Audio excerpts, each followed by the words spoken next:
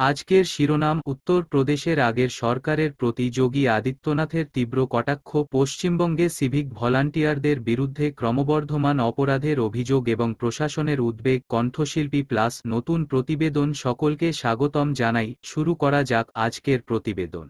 মহারাষ্ট্রের অচলপুরে একটি জনসভায় উত্তরপ্রদেশের মুখ্যমন্ত্রী যোগী আদিত্যনাথ রাজ্যের আগের সরকারকে তীব্র ভাষায় কটাক্ষ করে বলেন, আগের সরকারের সময় লাভ জিহাদ এবং ল্যান্ড জিহাদ নিয়মিত ঘটনা ছিল এবং সে সময়ে মাফিয়াদের সুরক্ষা দেওয়া হতো, কিন্তু বর্তমানে তার প্রশাসনে এ ধরনের অপরাধ বন্ধ হয়েছে এবং রাজ্যের মাফিয়াদের নির্মূল করে তাদের জাহান্নুমের পথে পাঠানো হয়েছে। তার মতে, এখন কেউ মেয়েদের নিরাপত্তায় বাধা দিলে বা গরিবদের জমি দখল করলে কঠোর শাস্তির মুখোমুখি হতে হবে।